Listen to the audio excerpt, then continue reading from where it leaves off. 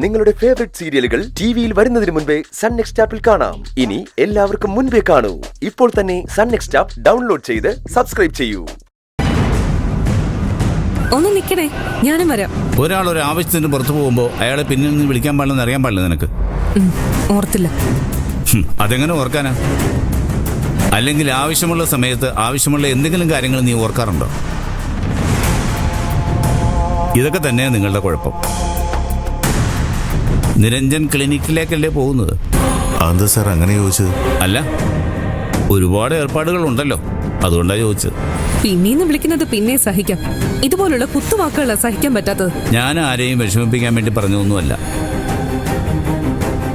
മറ്റുള്ളവരുടെ പിന്നാലെ നടന്ന് സ്വന്തം ജീവിതം നശിപ്പിക്കരുതെന്നേ ഞാൻ ഉദ്ദേശിച്ചുള്ളൂ. താല്പര്യമില്ലെങ്കിൽ തട്ടിക്കളയാം. നിങ്ങൾ ഇറങ്ങാൻ നോക്ക്. എന്ത് കണ്ടാലും കുറ്റം മാത്രമേ പറയൂന്ന് ഉറപ്പിച്ചിരിക്കേ ഡാഡി. ഇവിടെ നിന്നാ വഴക്കിടേണ്ടി വരും. നിങ്ങൾ ചെല്ലും.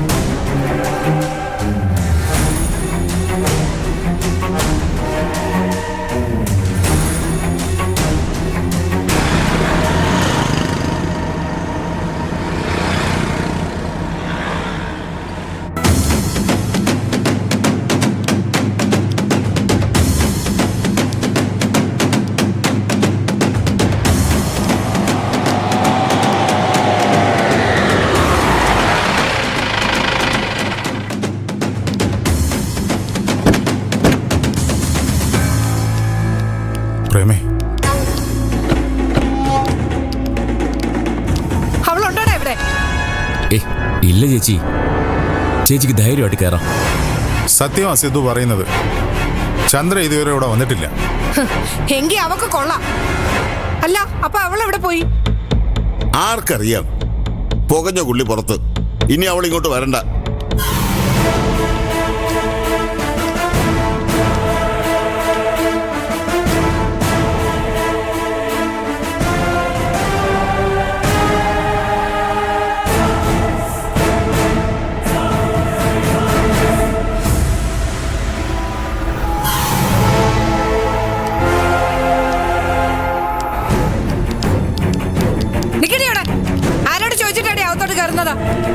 ഇതെന്റെ വീടാ. ഇവിടെ കേറാൻ എനിക്ക് ആരുടെ അനുവാദം വേണ്ട. ഒന്ന് വന്നേ. താലി കെട്ടിയ ഞാൻ ജീവനോടുള്ളപ്പോ എന്റെ ഈ വീട്ടില് ഒരു അന്യ പുരുഷനെ കൊണ്ട് വരാൻ നീ ധൈര്യം കാണിച്ചില്ലേ? ആ ധൈര്യത്തിന് ഒരു സമ്മാനം തരണമെന്ന് ഞാൻ അപ്പോഴേ വിചാരിച്ചതാ.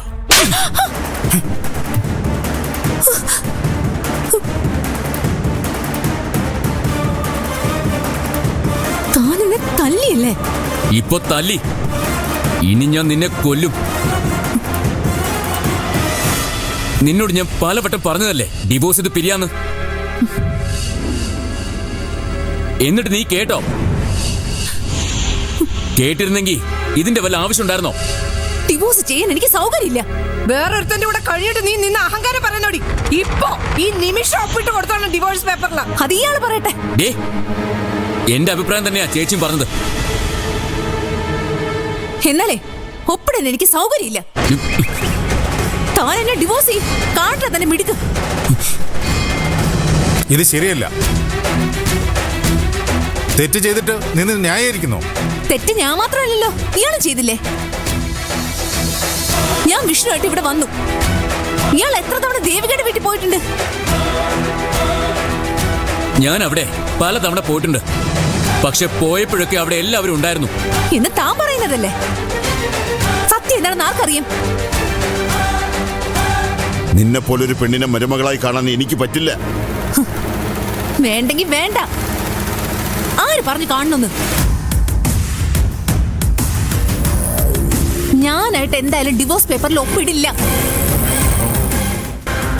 നിങ്ങൾ വേണോ അത് ചെയ്യാൻ? ചെയ്തോ, നമുക്ക് കോടതിയിൽ വെച്ച് കാണാം.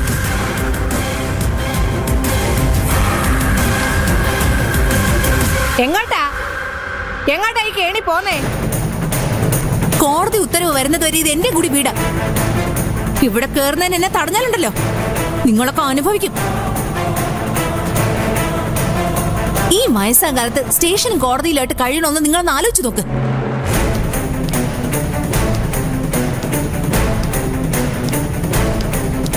നിങ്ങൾ ആരും പേടിക്കണ്ട. അവളെ ഞാൻ ഡിവോഴ്സ് ചെയ്തിരിക്കും.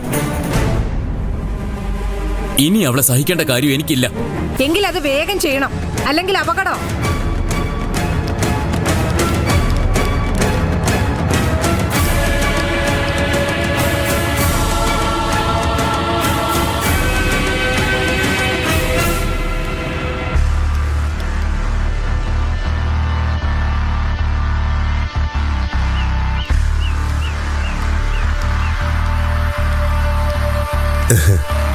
ഞാൻ കരുതിയത് പൊന്നുമണി വരില്ലാന്ന്. എനിക്ക് കാശിന് ആവശ്യമുണ്ട്, അതാ വന്നത്. വെറുതെ കാശ് നമ്മുടെ കയ്യിലേക്ക് വരില്ലെന്നറിയാലോ. അതിന് അതിൻ്റെതായിട്ടുള്ള കുറച്ച് റിസ്ക് ഉണ്ട്. അതെനിക്കറിയാം.